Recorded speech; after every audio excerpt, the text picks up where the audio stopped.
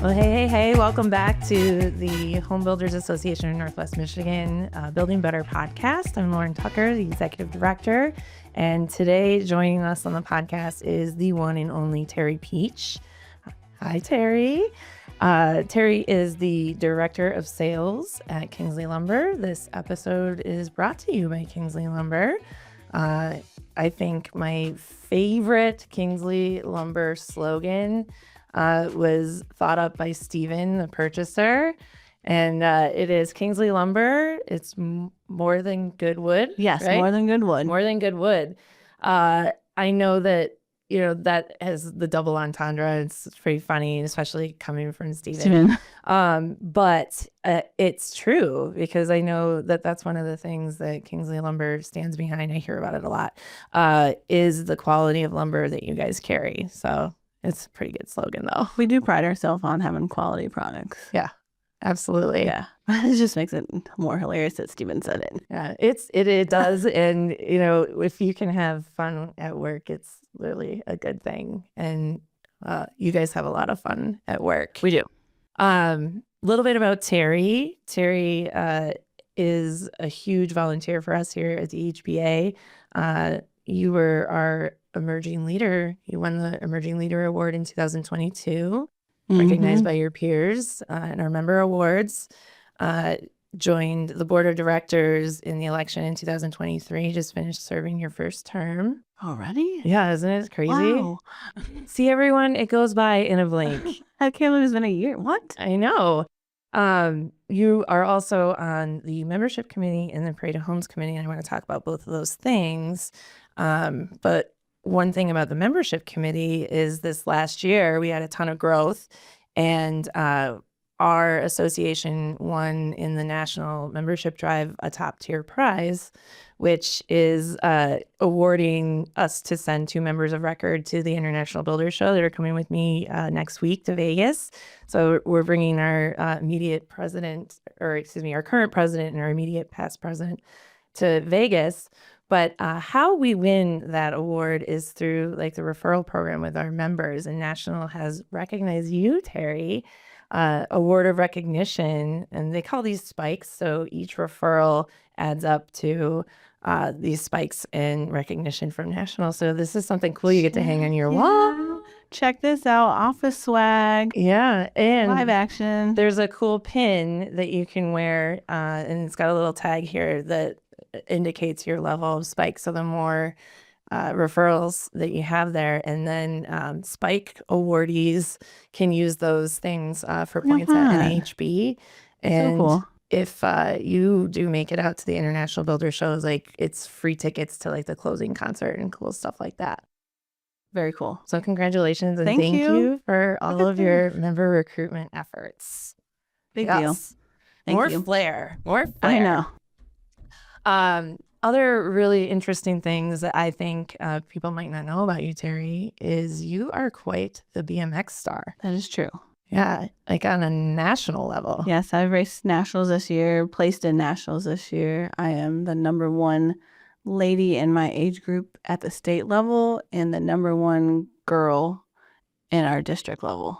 That is so cool.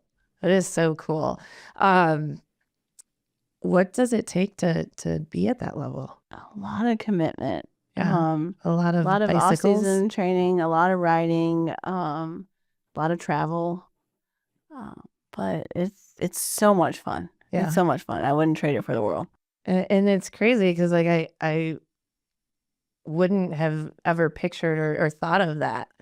How did you get into this? I had a coworker that his grandson was really good and knew I mountain biked. And it's you got to come try this out.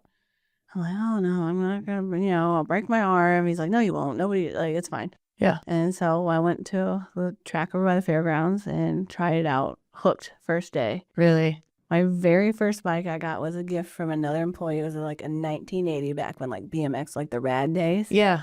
Had the little skinny tires on it. And the cool plate things on the front between the handlebars, and the kids would ride around. Do they have the pegs on them too? Not anymore. Okay. Pegs in corners, bad idea. It makes sense. You launch yourself off. It's not really cool. Yeah. What kind of safety equipment do you wear? A lot. You Yeah. won't know it under my gear, but we wear full face helmets. Sometimes I wear goggles depending on if it's dusty out. I Speaking of, wear a padded zip up jacket, so full back pads, shoulder pads, elbow pads, wrist pads, chest protector. A lot of people wear like padded shorts or like knee pads. I find those terribly dorky and don't do it. yeah. I just tough it when you fall off. Oh my gosh. Have you had any major injuries? Oh yeah. Yeah. Yeah, I've had some wild raspberries. I've knocked myself out a couple times. I too have knocked myself out, not on a BMX bike, but also doing ridiculous things. I know it's tough to imagine. One time it was on a jet ski. I was 16 and I got home from work and like it was right before sundown. And I was like, man, it was a tough day. And I like ran down to the water, got on the jet ski. Like my mom and dad had friends over. They were on the back deck. The house was still the cottage. And I went out in the middle of like the center part of Silver Lake. It was calm.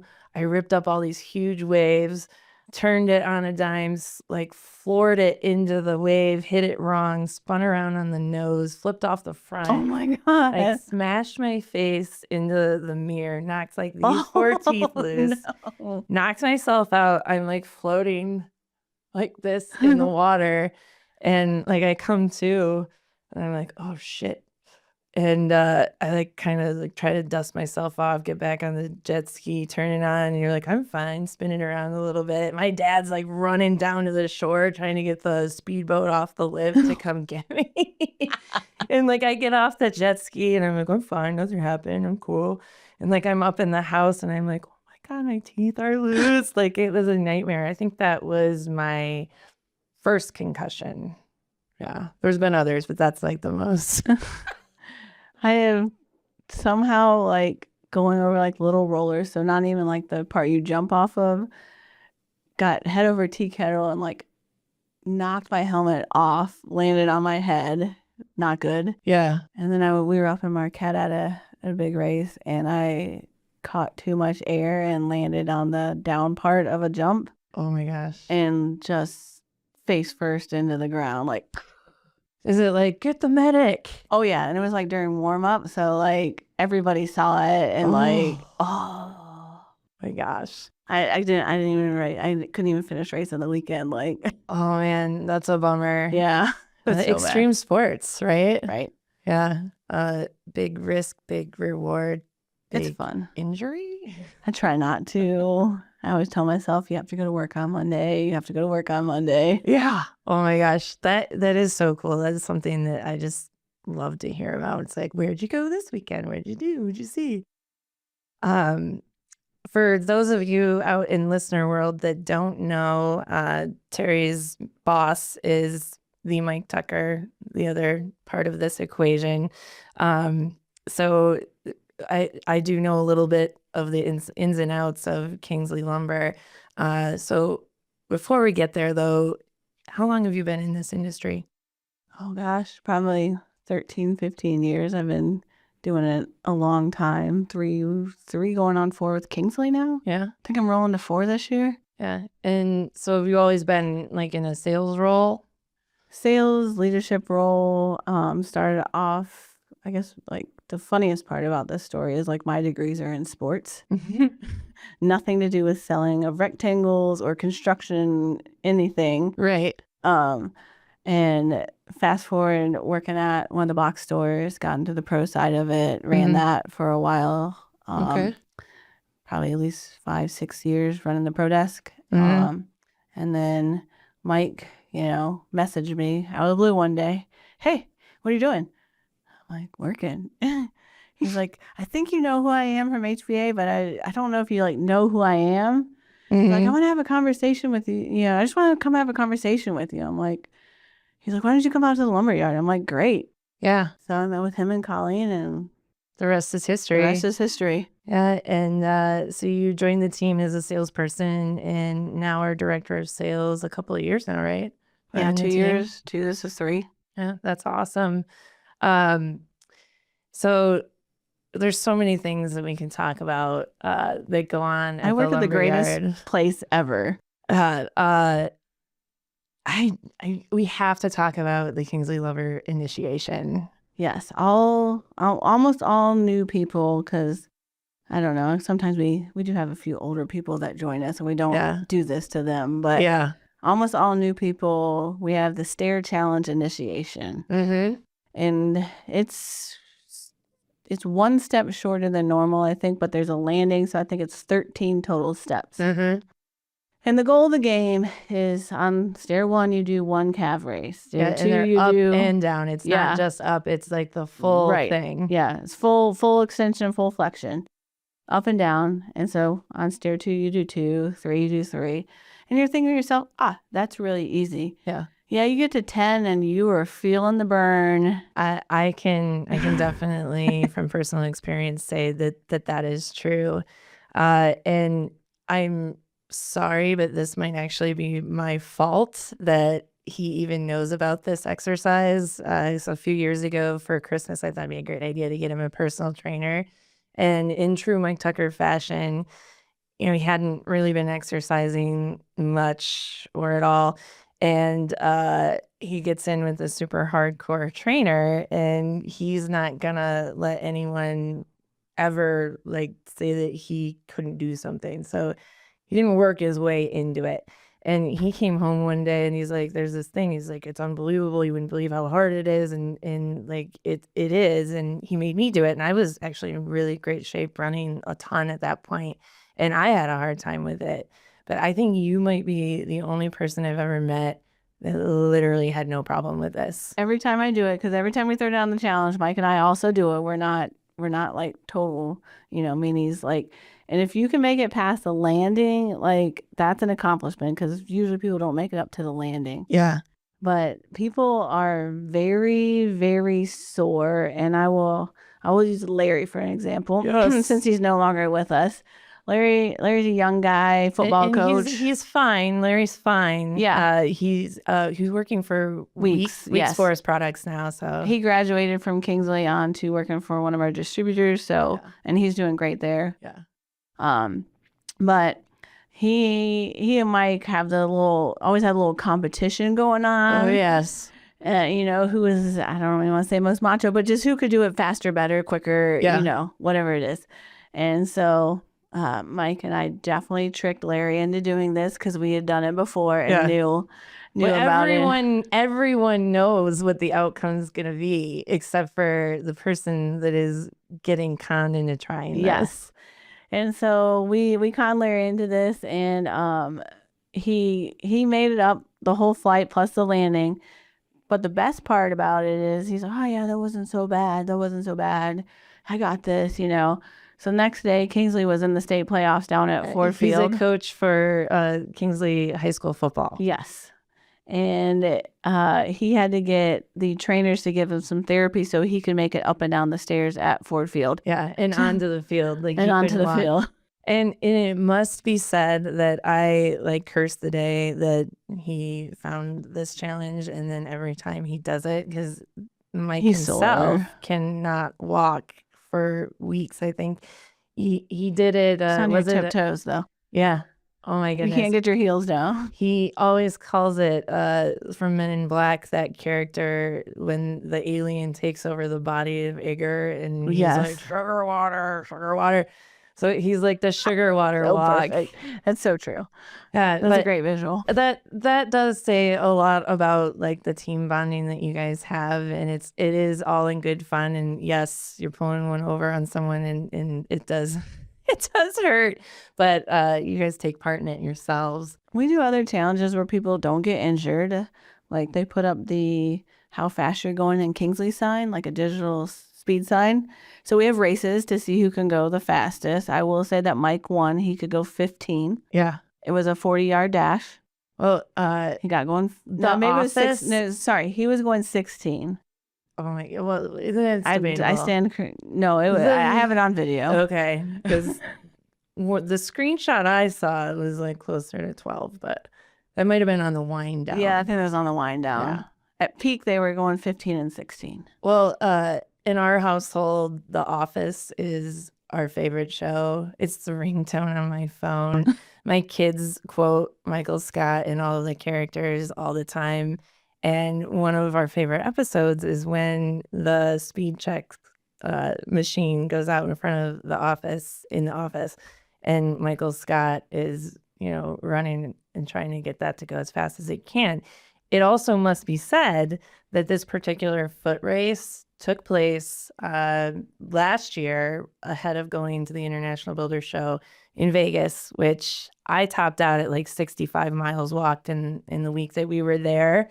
Whether you walk that much or not, Vegas it's a walking city. You're definitely going to burn those calories. And he was wearing his Merrells, ran that race, beat Larry, and then like couldn't walk when we were in Vegas. He is a trooper and he did it anyway, but he was grumbling about it the whole time. And the whole week after. He like ended up with plantar fasciitis after that, right? Oh, he was so miserable for like For a 6 month. months. Yeah. It was a while. And, our daughter is a cross country runner, and one of the other parents is a physical therapist. We're very close with them. And so he was getting like advice, and from you with your sports medicine background, of course, he took none of it. But, you can't really do anything about that. He'll take my advice as long as it doesn't apply to him. Yeah. In terms of that. Yeah, that's true. I can relate. Yeah. Well, as much as we could continue talking about all the shenanigans in the team and everything that goes on out at Kingsley Lumber, I encourage anyone to stop out and partake because, there's always something going on out there. Even banjo music. Oh, yes. Even banjo music. Really? Yeah. Mitch. Oh. Mitch's Music Corner. Yes. Yeah, that's one of the inside sales guys, right? Yeah, our counter guy, Mitch, plays a lot of musical instruments. We have probably at any given point 2 or 3 guitars, a banjo, a mandolin. I'm not really good at music, so How I do you can't guys get anything done. That's why you have 2 at the counter, one for entertainment and one for working. Perfect. That's amazing. And that's also why my office is upstairs. That's a good call. Good call. I know when I come out there, it's like hard for me to get back out. I'm like, I'm not coming in. You're going to have to come out here and get whatever you've forgotten that I'm bringing you. I'm not coming in. I'll never leave. Kingsley Lumber has been great members. You have a whole slew of the team are members. I think you guys have 5, right? Yes. Yeah, there's Brian Houghton. He's window sales. Yep. Kelsey Houghton, kitchen and design. Yep. Yourself. Yep. Colleen, the CFO. Yep. And Mike, right? Yep. Yeah. Yeah, that's awesome. So speaking of Kingsley Lumber and lumber, I think it would be great if we could hear a little snapshot of like what's going on in lumber this year. Lumber, like luckily enough, in terms of the market, it stayed pretty flat. Yeah. Which in terms of what that means to you is that it's consistent out there. Mm-hmm. What you pay for a piece of wood is going to be, you start your project in January, you're still working on your project in June on a custom house, that's okay. You're still going to pay the same price for your 2x. Yeah, and that's not been the case in recent history. Especially going through COVID, it was very up. And it took a long time for it to come back down. Yeah. And we're pretty much down to the normal level now. Really, the only thing that goes up year over year is specialty. So decking, roofing, siding, windows, doors. And on average, that's 5% a year. Yeah, that's kind of expected with most products. Yes. I mean, looking at the price of groceries right now is shocking. Right. It's a lot less than, a loaf of bread. Yeah. Percentage on that. So like 5% seems like, but really it's not. Yeah. Not really making that much of a difference. Yeah. In terms of price. So things are great. Things are consistent. We are lucky to be an independent lumber yard. And so we have a lot of choice in where we buy from, who we buy from. And so that helps us be more selective and keep our prices very even. Okay. Interesting. And in other big news for Kingsley, Kingsley Lumber is moving out of Kingsley. Yeah, we're moving on up to the city. Technically, it's still Garfield Township, but I'm going to call it the city. Yeah. Close enough, Close right? enough. It has a Traverse City address. Yeah. But yeah, we're gonna build a huge lumberyard. We're going from 1.5 acres to over 5 acres. That's going to be big for you guys. Yeah. And it's going to be big for the village of Kingsley. The lumberyard's been there forever. Right. I mean, literally forever. I think the buildings on the property are some of the oldest in the village. And also, it must be said, right next to the splash pad in the park and the and library. from the path for the school to the youth center. And you guys are running trucks in and out of there all day. Right. Like when we have our 5 trucks, we run out of there all day long, and then we'll have, 6 to 12 vendor trucks come in. And that's not really great with kids, especially in the summer, kids running around everywhere. It's just, we've outgrown our location for sure. Yeah. But keeping the Kingsley roots, the Kingsley name, and the spirit and the mission behind it, that's going to be exciting for you guys. And we're all, waiting with bated breath and love to hear the stories of how this process has been going on. And you can see that new building coming along there in the corner of Hammond and Garfield. Yes. Yeah. Terry, one of the roles you play is on our Parade of Homes committee. So this committee meets monthly and helps the staff plan and execute the parade, gives the direction, sets the goals, and we carry out the work. And then you have, the behind the scenes look at seeing some of these projects from concept to completion. Now, in your time doing that, like what are you seeing that's changing? Because I know you guys don't necessarily deal in the fine finishes, but a lot of the structural and the design of the homes, right? Yeah, so I think it's kind of trending what's old is new, right? So we're getting kind of away from the craftsman style, and in terms of custom, you're going back to either like an A-frame, like the 70s called Want the A-frame Back. I've done 3 in the last 3 months. It's great. Crazy. And or we're going really modern contemporary, so like super box stacked on top of box with flat roofs. Okay.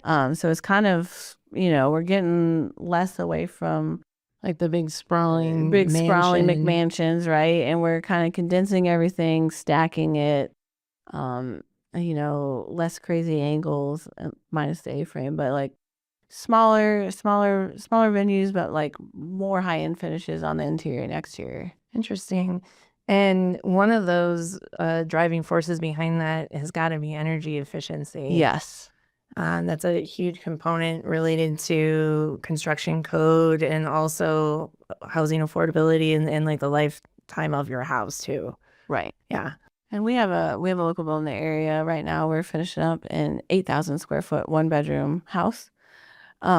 8,000 square foot 1-bedroom house. The whole second floor is a bedroom bathroom combination. Main floor is, living, dining. They do have a couple spare bedrooms over the 4-car garage. Okay. So, they do actually like people apparently. Okay. They do want to have some people over, but same builder on the Tone has 5 houses that are about 1,000 square foot, 2-bed, 2-bath going in. So this builder runs the gamut of the market in terms of building what the community needs in terms of affordable, efficient housing, but also turning on the cool and the wow factor and putting all the high-end stuff in one big old house. What are the chances that we might see that one? I would say that would be not this parade, maybe next parade. Okay. Something to look forward to in 2026. I would say my work here is done, the framing is done, but now they need to put on the roof, the siding, and start doing all the cool stuff that I only see on the blueprint. Yeah. I don't get to see all the fun finishes, but yeah, that they still have a lot of work on the house. You have a cool job that you get to see it, like I said, from concept to completion. Yeah. That's neat. I think like that goes along the lines with like how the majority of our membership works is it's really you dream it, we build it kind of a concept. Right. Yeah. So a lot of great resources at the Home Builders Association working with a HBA member and our builders. Anything else that you want the listeners to know about your experience with the HBA, the industry, or any other fun secret facts about Kingsley Lumber? Secret facts about Kingsley Lumber. Well, HBA, I volunteer because I genuinely love it. It's like, it's my little happy place, right?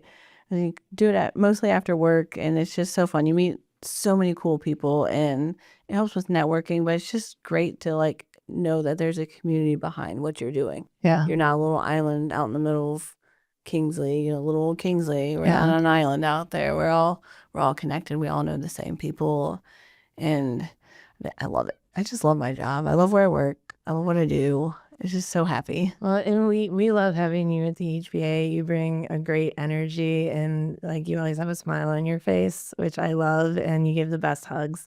Your little T-Rex hugs. It's true. I am quite a bit shorter than you. Just a little bit.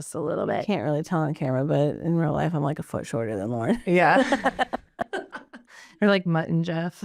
Right? Especially because you still wear wedges. I do. I can't help it. Well, you touched on something that I think I might have said it before, but like the HBA is such a special place. I call it like the magic of the HBA because we are all competitors, like not fighting, but vying for business in the market.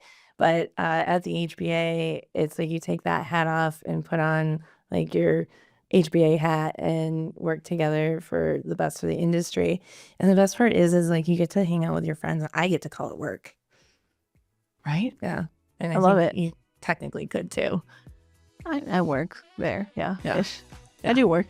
Yeah. Well, on behalf of our membership and the board of directors, I want to thank you for all the time, energy, and talent that you share with us. And you're just amazing.